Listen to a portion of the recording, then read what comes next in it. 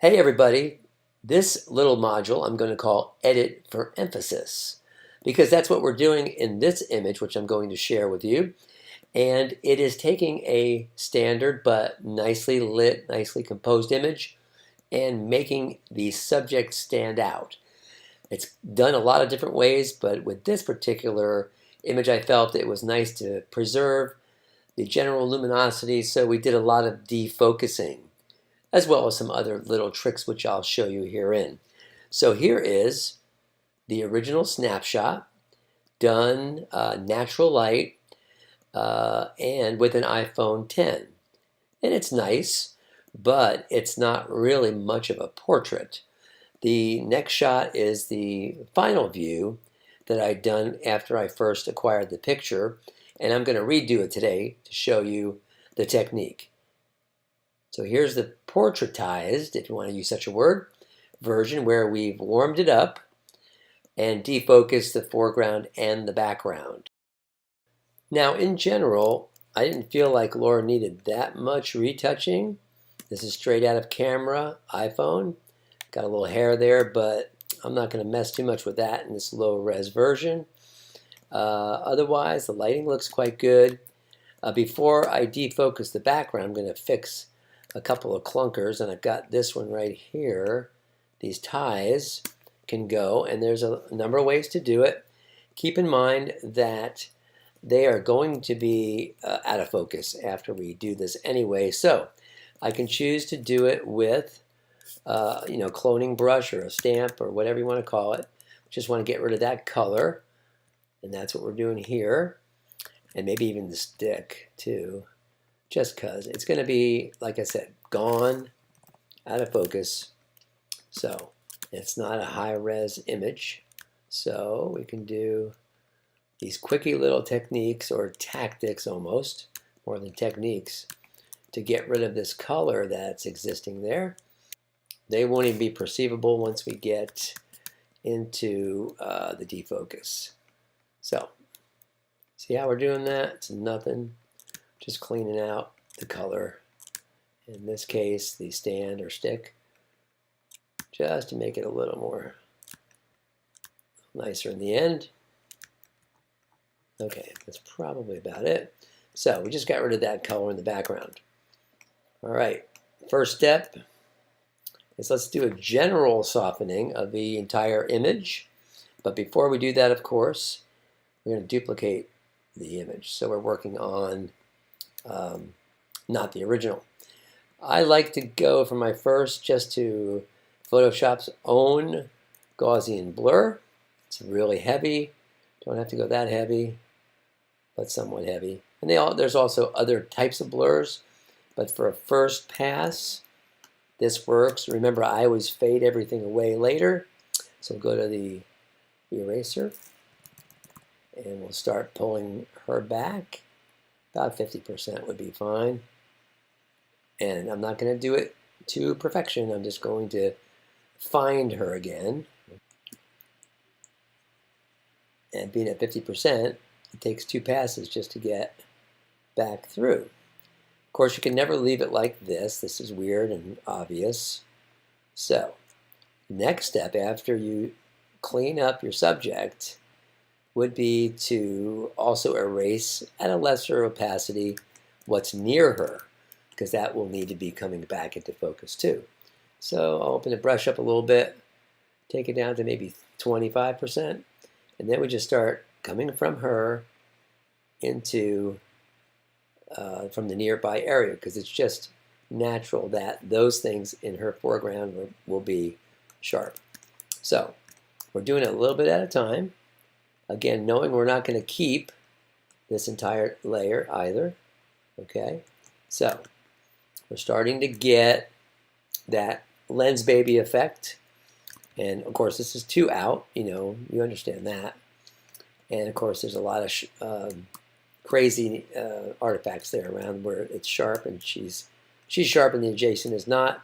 We can do, I would pretty much bring, on this same layer, just bring the fuzzy part back in to clean that up, rather than try to mask or whatever, because again, this is going to be viewed out of distant. It's a full-length image, so we're just trying to get rid of these things so they don't distract us.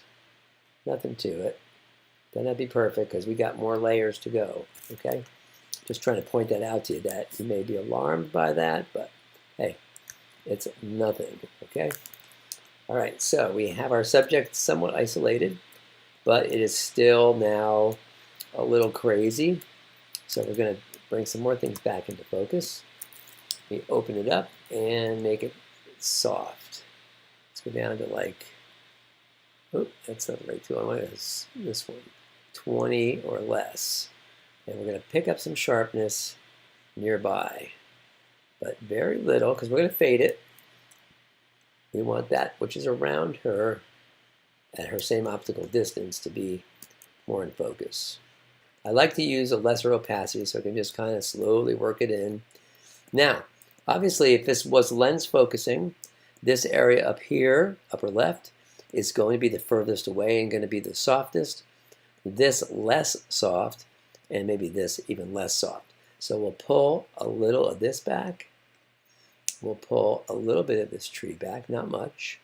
So we start getting this sense of distance, okay? There's sharp again. There's defocused, okay? Quite a difference on bringing emphasis to the subject, all right? Now this layer, we could also, I could like to darken it down just a little bit. We're also going to add some color to it, and then we're going to fade it. A little color balance, going to warm it up a little bit. In all levels, shadows, mids, and highlights. Make it a little more autumny. Again, I make up my own words, so don't mind me. So there we go. So I've got a little color. Now, back to 0, new layer, and then in fading that new layer, there's 100%, there's 50%, 75, and 100. It looked to me like around 80 looks pretty good to me right there. And of course, we're not done yet. So if you agree, we're going to have to go and take a little closer look. Make sure there's no weirdness or artifacts or anything. I think that looks pretty good. Kind of like the Gaussian on that. Old-timey photo look. Okay, so we've got that one. And I'd say we can commit to that. I'll make sure that she's completely cleaned out, I'd say. So, there we go. All right, so at that point, that's 80% of the Gaussian layer there. We're going to go ahead and flatten that down and go to another little filter trick. Now, before we do other effects, I would like to see us get a little bit of a vignette on it. And again, I don't use the boxed actions or whatever. I think they're terrible. I'm going to go to 155 pixels with a lasso, and I'm going to go around the perimeter like this. And let's see if I want the sky in there. Maybe I'll include it. Yep. So I'm going to inverse that. Selection, inverse. What's going to happen now is I can do a copy like this and a paste, and I can just modify that layer. See, like that. Taking it down. That's a lot right there. That's a stop. 30 points is about a stop. And trim the top. See how much we can do.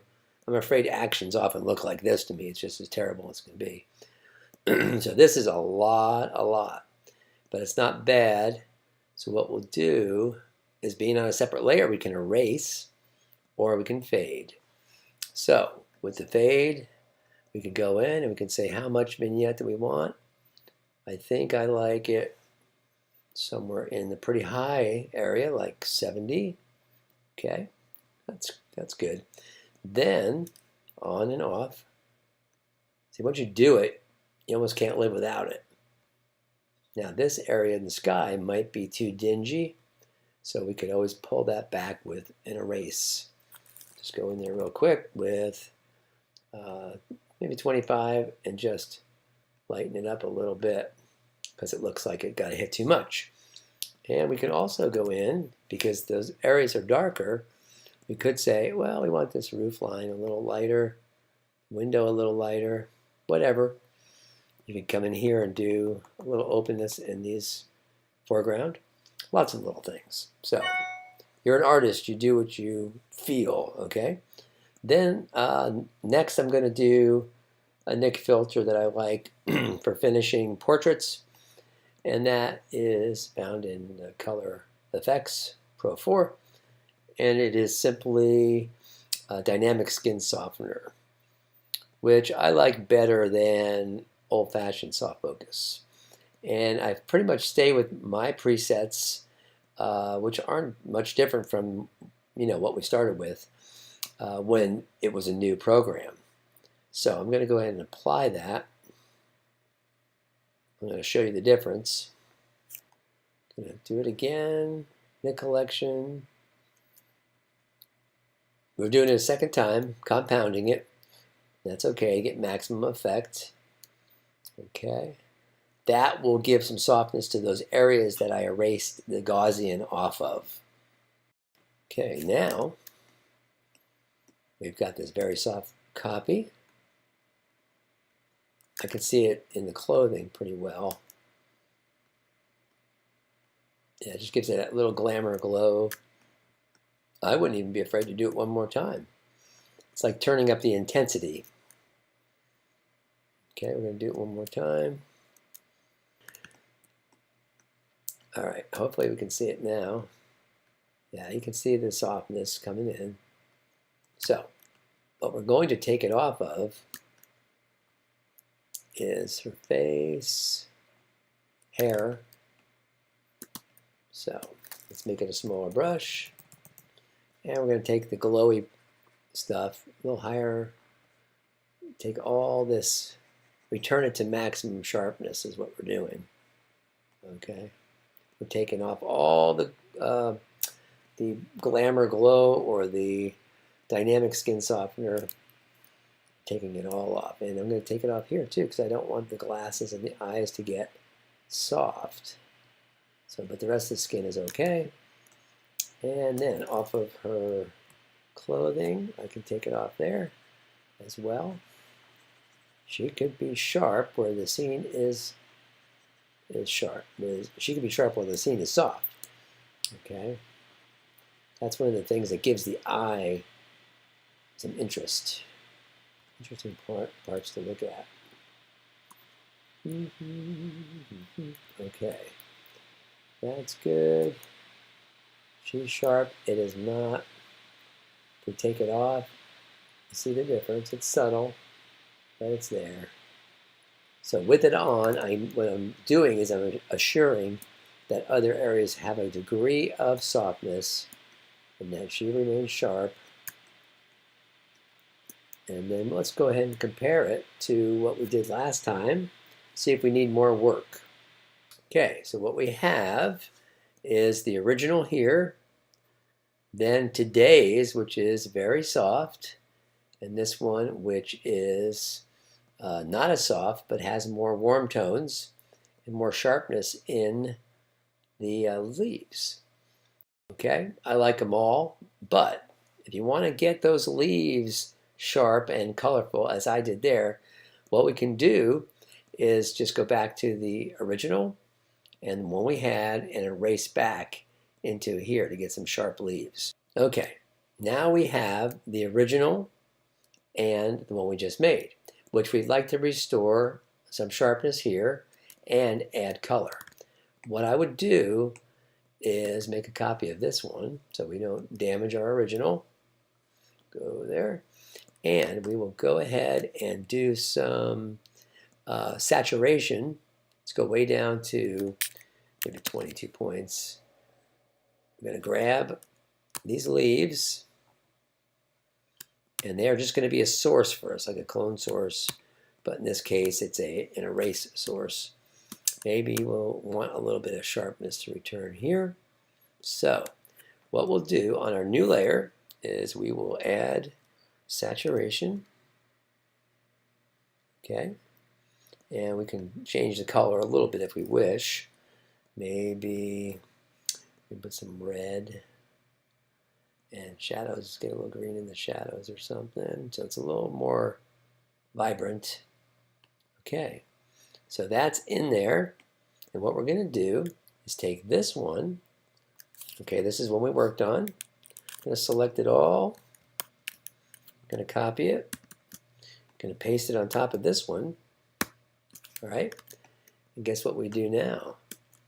We just erase back in here gently, not 100%.